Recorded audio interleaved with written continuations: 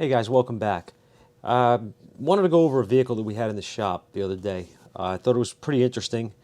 It's nothing crazy with diagnostics or anything like that, but sometimes some of the stuff that comes in, a buddy of mine actually pointed it out to me. He said that some of the stuff that comes in may not be a big deal to you guys because you deal with it all the time, but some of the people out, on YouTube land may find it interesting.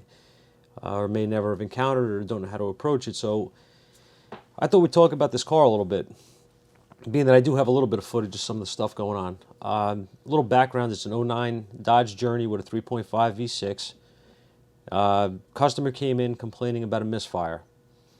Now, before we go any further, I actually typed up some stuff here on the computer that I want to show you guys, and we're going to go through this list, okay, because it's kind of important that you understand our thinking when we encounter any kind of problem. So if you don't understand the thought process behind how you get to, a conclusion on something, you're going to get lost. It's just, it's just the way it is. So I'm going to turn you guys around and I'm going to point you at the screen. And I'm going to try to get this on the screen so we can talk about it. All right, so as I said, it's an '09 Journey. The complaint is a misfire and a check engine light is on, okay? Now, the first thing you do in this situation, or for me at least, is I question the customer. I want to know what the owner sees, what he feels, what's going on. So the first thing I say is, has any work been done on the vehicle recently? And if so, what was it? This will give me an indication if anything might have been touched, might have been tampered with. They may tell me, yeah, it had an oil change, or, whatever. I had a flat tire, I had it fixed. Whatever. They may say nothing was done. Okay, but my point is that you have to ask questions to get answers. So they may not know what to tell you, so you have to guide them. So I'm going to ask them this first. Has anything been done? Once they tell me, they give me the answer on that, I'll have a little bit more to the piece of the puzzle on where I want to go, what I want to do with the car, okay? Most likely, you're going to get, the best answer the customer knows how to give you, okay? And any information is better than no information. So in this case, was anything done? No, it was not. This car has not been worked on since it's had an oil change a month ago. Okay. How long has it been doing this? It just started a day or two ago. And does it misfire? Does it misfire all the time? That's my other question.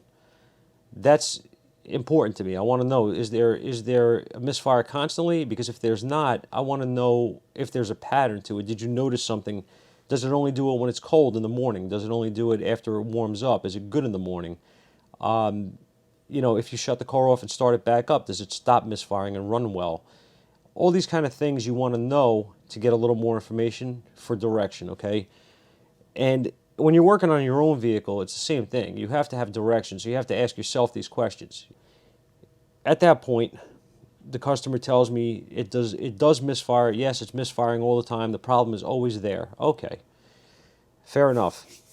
So this was in the evening. Okay, the car was dropped off in the evening. It was hot. It was definitely misfiring when I pulled it inside the shop. It was a dead miss. Check engine light was flashing in the vehicle.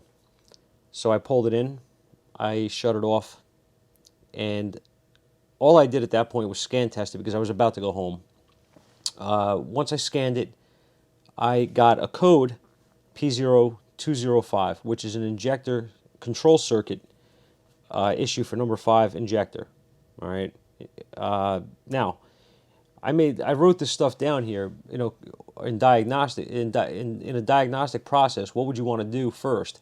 Well, in this case, I wanted to check codes first. I wanted to see, what the codes are. Relative compression is something you can do too for a misfire, obviously, depending on, on the situation. Again, I mean, it's never a bad thing if you can put the car in clear flood, crank it, and even just listen to the cadence. Once you know what you're looking for, you will definitely be able to hear if it's got a low compression issue on a cylinder. With this thing scanning it, I see the code for the injector. I really needed to go no further at that point. I needed to find out what was going on that circuit and make my testing begin there. So I waited for the next day, all right? Now these are just some questions, some things, some thoughts on what you would want to do, how you would want to approach something. Okay, this is just generally speaking. Uh, you want to know if it's intermittent. All right. He says no, it's all the time. Okay, fine. It was missing when I got it. When I came in the next day and started this vehicle, it was not misfiring at all. It ran absolutely perfect. I cleared the codes. I started it back up. It did not misfire. I had no codes in the system, nothing pending, no complaints. It ran smooth. So I shut it back down and I decided to monitor my injector circuit. Now, this is where you have to start thinking about stuff. You want to get a wiring diagram. You want to get yourself situated for the vehicle that you're working on, okay? And everything is a process. You know what I mean? Doing things by a process. So I pulled a wiring diagram actually the night before just to take a look at the injector control and the circuit and all that stuff. I wanted to see how it's fed power, all that sort of good stuff, right? So now the other thing is, do you want to ask yourself, because you have to keep this in mind with some vehicles, can the injector be turned off as a strategy from the ECM? Yeah, it can. Definitely can. If it sees a misfire, it can shut the injector off as a preventative measure, okay? Would that be something I would think about in this case? No, it wouldn't, because I have a complaint from the ECM about that injector circuit. So, no, it's not shutting it off on purpose in this case, but it's just something to keep in mind, okay, for some misfires. What's the best method to begin diagnosing the car? What am I going to do first? What tools am I going to use, right? I have options here for different tools that I can use, right? I can go in with bidirectional tests on the scan tool. Absolutely can do that on a Chrysler. I can control the power side of the injectors from the ASD relay. I can control the injector itself from test the ECM driver. I can do all that stuff with the scan tool. Of course, using the scan tool in conjunction with the scope, utilize them together. So these are all things you want to consider. Okay, meter, where you want to go, right? Where you want to start testing, and how you want to go about testing it, depending on the situation with the vehicle you're working on. Testing is limited, obviously by the car. Non-intrusive is always the way you want to go, especially with an intermittent problem, and this is obviously intermittent. So my first thoughts were, obviously, get a wiring diagram, which I did the night before, read through it a little bit to get familiar with the circuit. And number 5, injector, you have to obviously know the location of, which is on this vehicle in the back near the firewall, and it is going to be under the intake manifold plenum, so you cannot get to it. Very, very, very tight on that vehicle. So what are you going to do?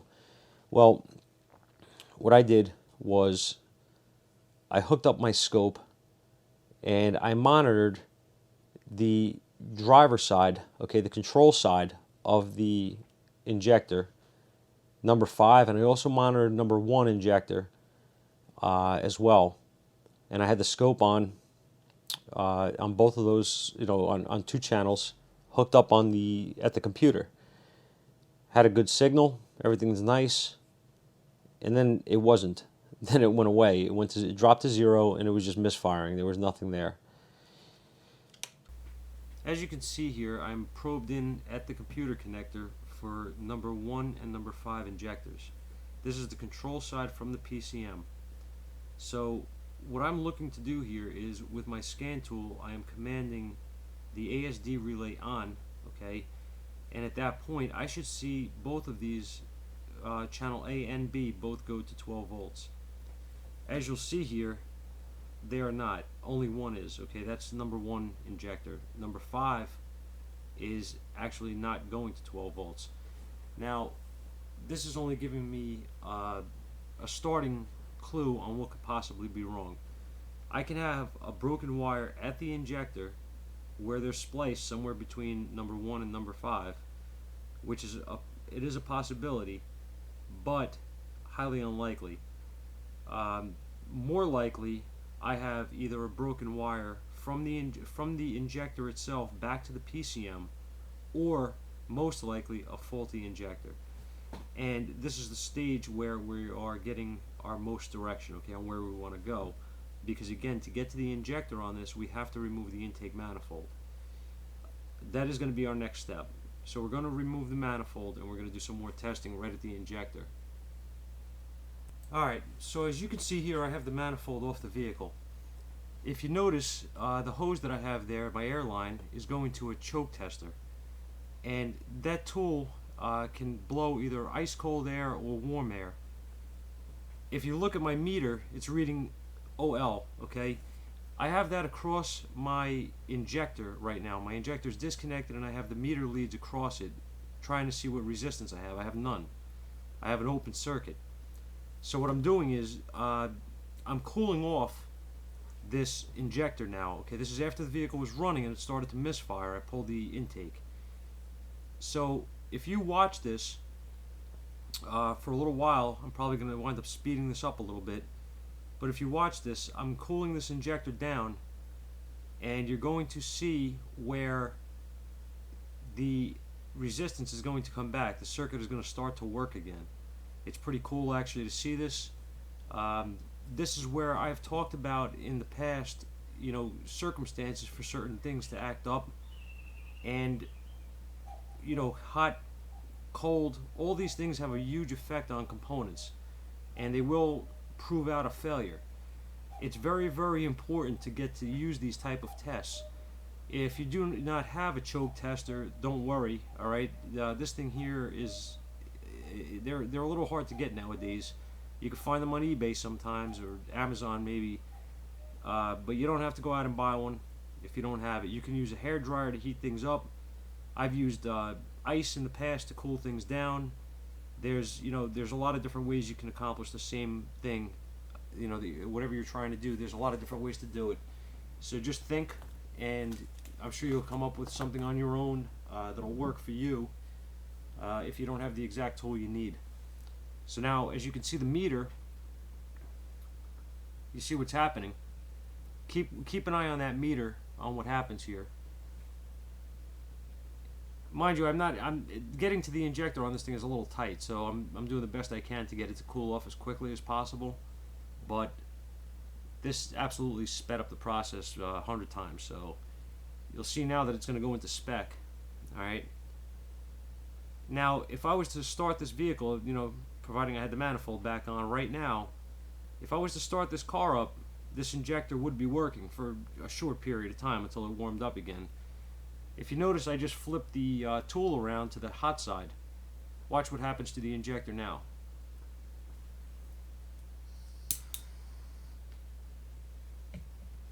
There you go. Okay, it's going open again as soon as I put a little heat in this vehicle. Alright, so what you'll see here is my voltage and my current waveform. Blue is voltage, red is current, and this is the new injector, obviously. It is working nice. Everything is in spec, and the vehicle is no longer misfiring. So this is a fix. Thanks for watching, guys. Have a good day.